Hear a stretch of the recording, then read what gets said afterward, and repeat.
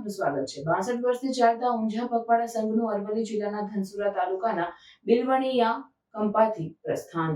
સાબરકાંઠા અરવલ્લી જિલ્લા કચ્છ કડવા પાટીદાર સમાજ પગપાળા સંઘ દ્વારા કુળદેવી ઉમિયા માતાજી ઊંઝાના દર્શનાર્થે પગપાળા યાત્રા પ્રવાસનું જુદા જુદા ગામોથી દર વર્ષે શ્રાવણ માસે આયોજન થાય છે, જેમાં મોટી સંખ્યામાં યાત્રાળુઓ જોડાય છે। ત્યારે ગત સાલથી ઉમિયા માતાજીના રથનું રોકાણ અરવલ્લી જિલ્લાના ધનસુરા તાલુકાના બિલવાણીયા કંપા ગામે રોકાણ કરવામાં આવ્યું હતું, જે આખા વર્ષ દરમિયાન કંપાના યજમાન હરેશભાઈ નરસિંહભાઈ પટેલ પરિવાર તથા કંપાના ભાઈ બહેનો દ્વારા ભક્તિભાવથી દરરોજ સવાર સાંજ કુળદેવી ઉમિયા માતાજીના રથની પૂજા અર્ચના તેમજ ગરબા કરવામાં આવ્યા હતા, જ્યાં છેલ્લા 1 વર્ષથી ઉમિયા માતાજીનો રથ ભક્તિભાવથી બિરાજમાન હતો। આ વર્ષે પગપાળા સંઘ ઊંઝા તરફ પ્રસ્થાન થાય તે પહેલા રવિવારે બિલવણીયા કંપા ગામે યજમાનના નિવાસ સ્થાનેથી સ્થાનિક ગ્રામજનો દ્વારા ગામમાં હોમ હવન યજ્ઞનો કાર્યક્રમ યોજવામાં આવ્યો હતો। આ ધાર્મિક પ્રસંગે સુંદરપુરા ધામના મહંત કેશવદાસજી મહારાજ તથા શ્રી રામજી મંદિર ધનસુરા ગઢી માતા મંદિરના મહંત પુરાણદાસજી મહારાજની પાવન પધરામણી પ્રસંગે ગામના પ્રવેશ દ્વારે ગામની દીકરીઓ દ્વારા માથે કળશ લઈ તેમજ ગ્રામજનો દ્વારા મહંતના ચરણોમાં પુષ્પવર્ષા કરી ગુરુજીનું ઉષ્માભર્યું સ્વાગત કરવામાં આવ્યું હતું।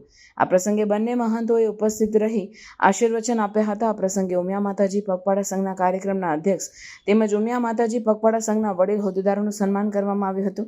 આ પાવન પ્રસંગે બિલવણીયા કંપા તેમજ આજુબાજુના 16 જેટલા કંપાઓની મુખ્ય શેરીઓમાં રથની શોભાયાત્રા કાઢવામાં આવી હતી, જેમાં જિલ્લાના શ્રદ્ધાળુઓ લોકો મોટી સંખ્યામાં જોડાયા હતા। આ ઉમિયા માતાના રથનું બિલવણીયા કંપાથી તારીખ 28 જુલાઈની સોમવારે વહેલી સવારે 6 કલાકે માતાજીના રથની પૂજા આરતી કરી 52 ગજની 108 ફૂટ લંબાઈની માતાજીની ધજા સાથે આ પગપાળા સંઘનું ઊંઝા તરફ પ્રસ્થાન કરવામાં આવ્યું હતું।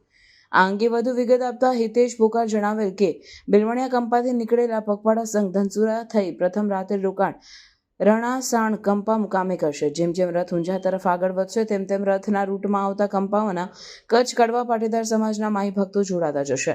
દર વર્ષે આ પદયાત્રા સંઘમાં બંને જિલ્લાના ગામોમાંથી અંદાજિત 700થી વધુ ધર્મપ્રેમી માઈ ભક્તો જોડાય છે।